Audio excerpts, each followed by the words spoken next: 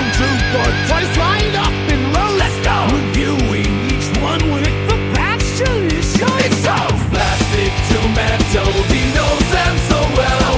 Stormtrooper swagger, his story to tell. Tune in for Bert, he's the toy expert. Let's go! From action to arcade, see the best displayed on never ends. Hello and welcome, I'm Bert the Stormtrooper, and today we're going to be taking a look at the Transformers and Teenage Mutant Ninja Turtles crossover party WALLOP, and I love this toy. And what this is a transforming party wagon. It transforms into a robotic turtle. I absolutely love everything about this. This is brand new as of the time of this recording. It is available at Target stores. This is a Target exclusive, and it retails for approximately $50. And I got this one for my birthday, and I have absolutely been really enjoying the heck out of this guy. This guy is amazing.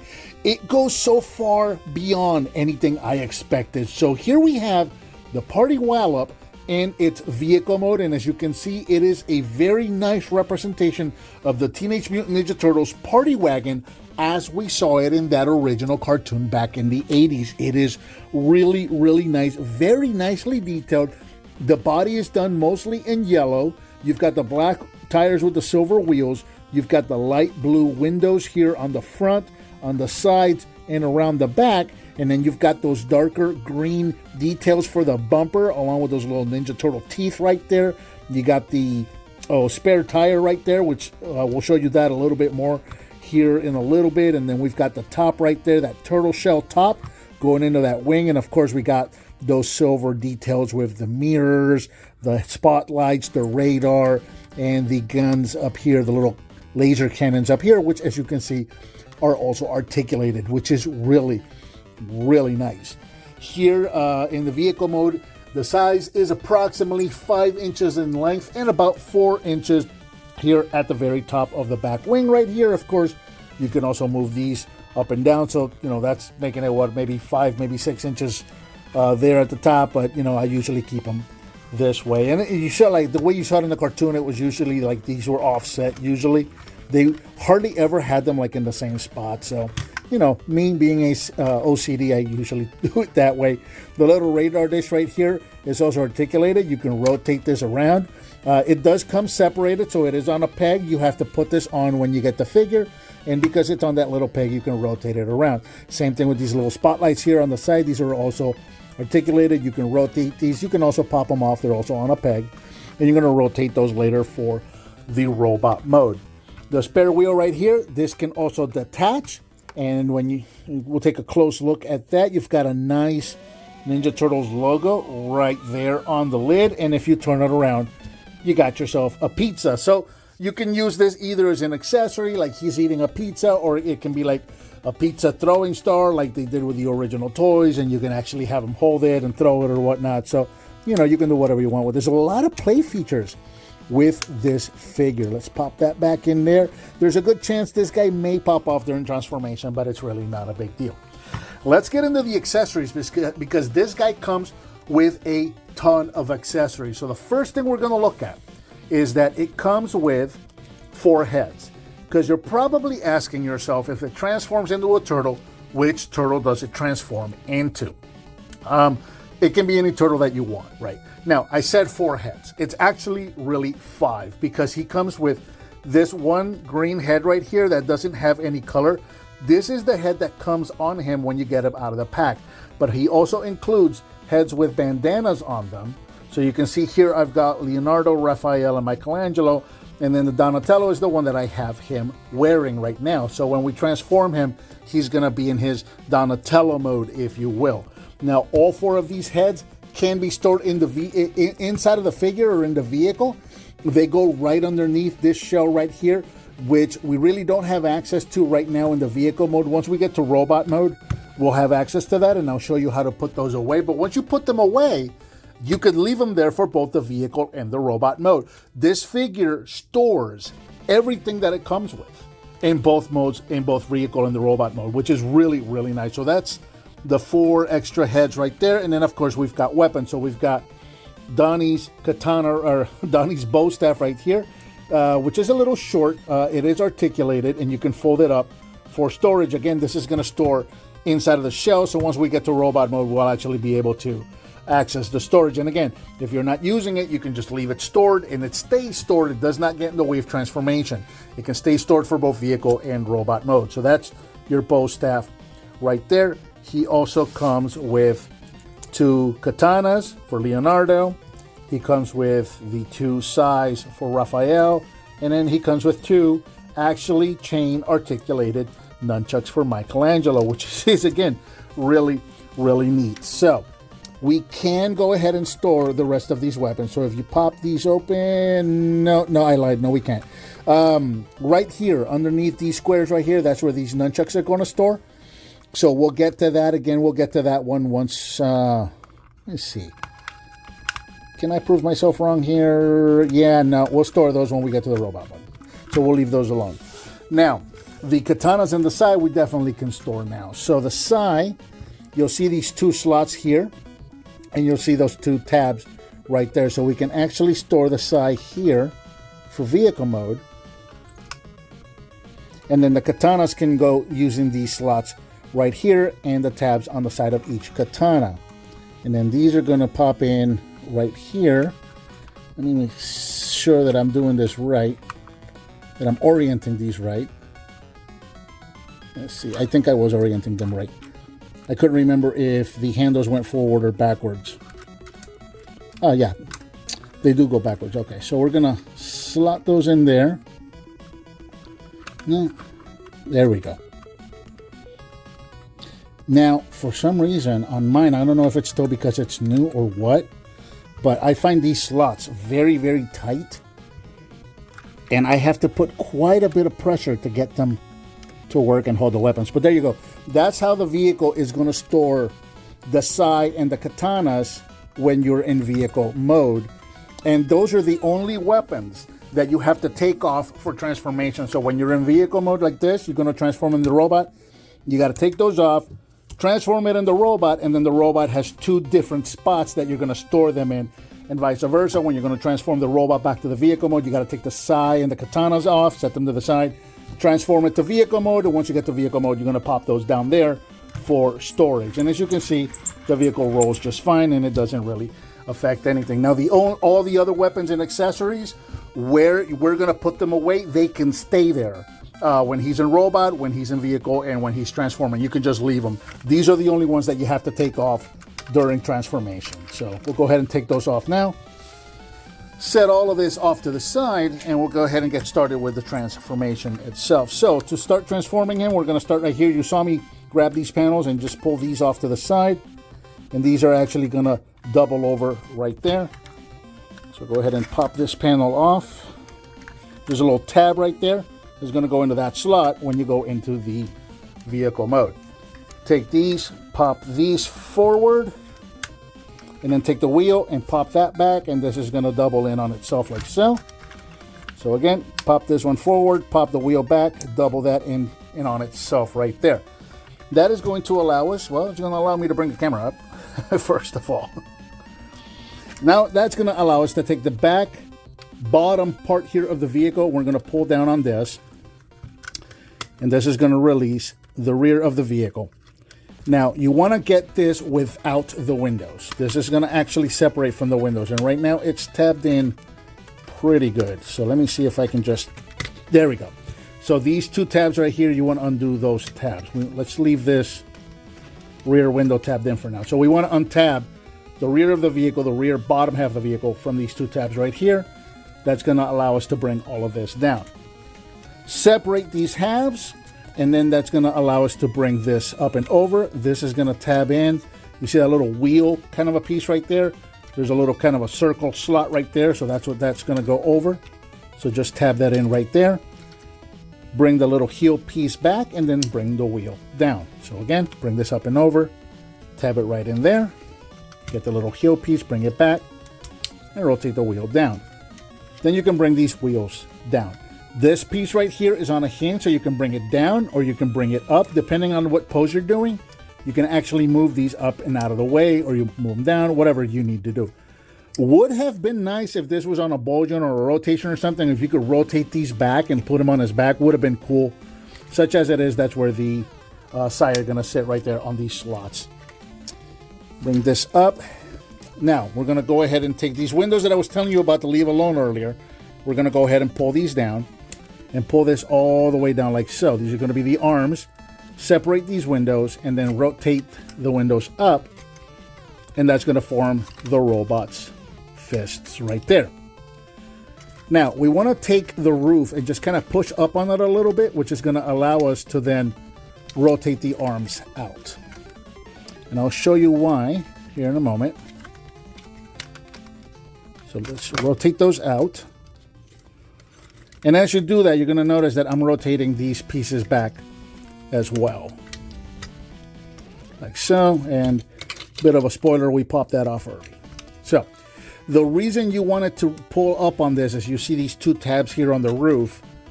These slots are going to tab into that when you're in vehicle mode. So that's how that gets all secured right there. So we move these forward and then we can pop the roof off, bring it all the way back. That's going to allow us to bring the head up. Straighten everything out. Tap that back in. Okay, now you can move these up to get this out of the way because we want to fold this up like this. While we're here, let's go ahead, because we're almost to the robot mode. So while we're here, let's go ahead and talk about storage right here. So these 4 slots right here, this is where we're going to store our heads, or extra heads. So we can go ahead and pop those right in there. Like so. Yep.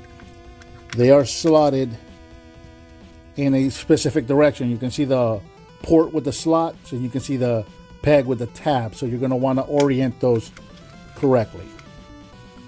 Now, if you want to go ahead and store Donnie's bow staff, go ahead and fold this up like so, and then that slot is going to go onto that tab right there. Once you have that there, you can fold these in and bring the roof down, bring this piece down. Finally, that tab is going to go into that slot right behind his neck right there. And there is pretty much the party WALLOP in his robot mode. We'll continue to put away his weapon. So these slots right, these flaps right here, if you flip these up, these are going to house our nunchucks. So we can go ahead and pop these in there like so. So that's where those are going to go. And then you can flap that back down to put it away. Same thing on this side. Go ahead and flap those right back in there. And then bring that piece back down again. Bring these up. Oh, I did forget these lights. You're going to rotate these forward like so. There we go. Alrighty, the sign for Raph. Again, you're going to use these slots on this wheel well. And again, for some reason, the slots and tabs on the weapon placement for mine are super, super tight. So there we go. And then I like to bring those up just a little bit right there. Finally, we're going to take the katanas, and these slots right here on the side of the roof is where we're going to peg these in or tab these in. So that's going to tab there. And finally, over time, those are starting to loosen up a little bit. So that got a little easier right there. So there it is again, the party WALLOP in his robot mode. One more thing we can do right here. So this is the way he comes packaged, and he looks just fine as is. But there's another thing that you can do here, which I think makes it look better. However, do be warned, it is going to be a little bit of parts forming, and that is taking the front of the vehicle right here, which you saw happen a little while ago, and when we can just pop that off, straighten all of this back up again, and he lost. I'm dropping weapons everywhere. Alrighty, this is officially the worst video ever. We'll pop that back in there. All right, so we can take off the little front of the vehicle right there. There is a little bar right here that you can rotate with a tab, or with a peg rather, and then you can peg that into the window port right there to make a bit of a shield for him. Now there we go. I think that looks much better because it does give him that classic turtle shell. It also shows off the belt, and as you can see, I have him here in his Donatello mode. Now if you want to switch the heads around, Super easy. Like I said, he does come with the all-green one. All you got to do is just take the head and pull it off. It comes right off. Pick the head of your choosing, and then pop that right back on. Now, this is super neat. On the belt itself, when you get him out of the package, he doesn't have an initial. You can take that little piece, rotate it up, and then you can rotate this around. This is the way he comes packaged in the box. No belt, but you can, again, you can rotate this around, and you can make him any turtle that you want to make him. So you can just switch out the head, rotate the belt to whatever initial you want. In my case, I want Donatello, and you can make him any turtle that you want. Very, very cool. Here in the robot mode, he stands approximately 6.5 inches tall at the head, 7 if you want to go to this top flap right here, or 8 if you want to go to the top of the guns right there.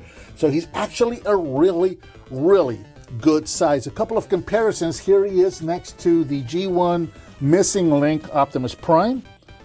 You can see what the two of them look like together. And then let's put him over here. Let's put Masterverse He-Man next to him on this side, so you can see how they look, you know, in comparison when it comes to size. And this guy, I have him leaning against my wall. There you go. So you can see the three of them together. Right there, give you kind of an idea of what the size scale is going to be. Now let's get these guys out of the way here. There he is with a couple of the wacky action turtles, so you can see what they all look like. There you go. Pretty cool. He sizes really well. This is a really, really nice size figure with a lot of points of articulation as well. Very, very pulsable. So the head can rotate side to side. It is on a ball joint. You can also go up and down. And you got a little bit of inquisitive tilting.